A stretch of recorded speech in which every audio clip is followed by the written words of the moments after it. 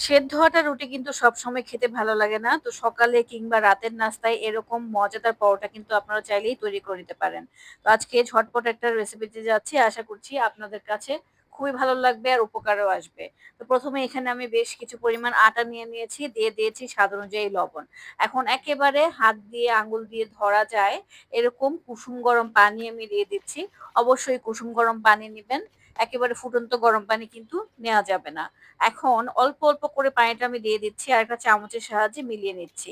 আর এখানে একটা টিপস হচ্ছে চামচের সাহায্যে যদি মিলিয়ে নেন তাহলে আপনার হাতটা বেশি ভরবে না। তো এটা কিন্তু ফলো করতে পারেন। যাই হোক অল্প, অল্প পানি দিয়ে আমি এটা মিলিয়ে নিচ্ছি। বেশি পানি দিতে যাইয়েন না তাহলে কিন্তু বেশি পাতলা হয়ে যাবে বা বেশি নরম হয়ে যাবে। তো এখন এটা খুব ভালোভাবে আমি মথে নিচ্ছি।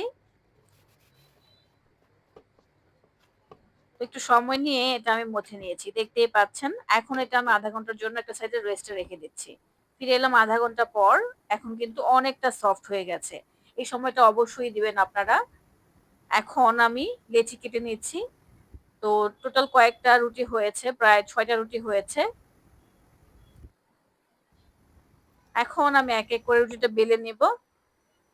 তো ১ম এই একটু ডলে নিচ্ছি। তারপর শুকনো গুঁড়িতে এটা আমি ভরিয়ে নিচ্ছি।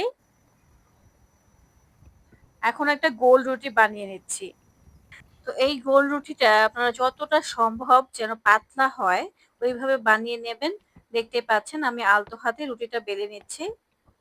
বেলা হয়ে গেছে। এখন উপরে দিয়ে দিচ্ছি সামান্য পরিমাণ সয়াবিন তেল। তো এই তেলটা এখন রুটির গায়ে পুরোপুরি হাত দিয়ে ছড়িয়ে লাগিয়ে দিচ্ছি। আপনারা চাইলে এখানে ঘিও ব্যবহার করতে পারেন। এখন এটা ভাঁজ দিয়ে দিচ্ছি। তো এটা চারকোনা ভাঁজ বলে। তো এইভাবে আমি ৪ ভাঁজে এক, এক করে সবগুলো লেচিকে রুটি বানিয়ে নিচ্ছি। তো আপনারা কিন্তু এইটা করবেন, এতে করে একটা বেনিফিটস আছে বা সুবিধা আছে। ওই সুবিধাটা কি সেটাও আমি বলছি। তো আরো একটি রুটি বানানো হয়ে গেছে। আর একইভাবে উপর থেকে আবারও দিয়ে দিচ্ছি সামান্য পরিমাণ সয়াবিন তেল। তারপর আবারও এটা একটা ভাঁজ দিয়ে দিয়েছি।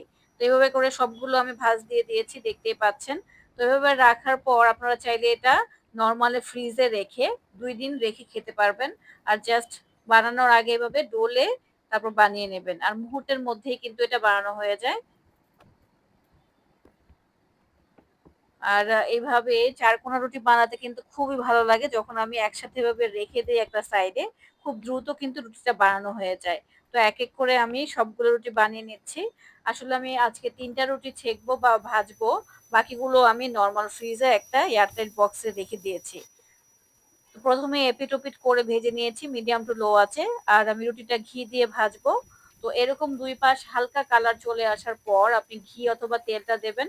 তাহলে অনেক সুন্দর মচমচে হয় আর খেতেও কিন্তু খুব ভালো লাগে। তো সবসময় চেষ্টা করবেন তেল হোক অথবা ঘি হোক পরিমাণে অল্প খেতে। তাহলে কিন্তু শরীরের জন্য খুবই উপকার। আর হ্যাঁ, যেটা বলছিলাম এই রুটিগুলো অনেক সময় ধরে কিন্তু নরম থাকবে। আপনারা আমি যেই মেথডে রুটিটা বানিয়েছি ওই মেথডে যদি তৈরি করেন তাহলে ইনশাআল্লাহ অনেক সময় ধরে এইরকম নরম থাকবে। তো আজকে রুটিটা আমি সার্ভ করেছি একটা ডাল ভাজি দিয়ে। তো বুটের ডাল আর সবজি দিয়ে ঝটপট আমি প্রেশার কুকারে এই সবজিটা রান্না করে নিয়েছি। এই সবজিটা খেতে এতটা মজা লাগে একেবারে হোটেলের সেই সবজির মতোই কিন্তু হয়েছে। তো সময় কম থাকলে আপনারা কিন্তু এভাবে প্রেশার কুকারে সবজিটা রান্না করতে পারেন। তো ১ম এ আমি রুটিটা একটা সাইডে রেখেছি। তারপর ভাজিটা দিয়েছি আর ঘরে গরুর মাংস রান্না করা ছিল ওইটা দিয়ে দিয়েছি। তো এই হচ্ছে আমাদের প্লেটার। তো এটা ডিনারের জন্য আমি রেডি করেছিলাম। আলহামদুলিল্লাহ অনেক মজার ছিল।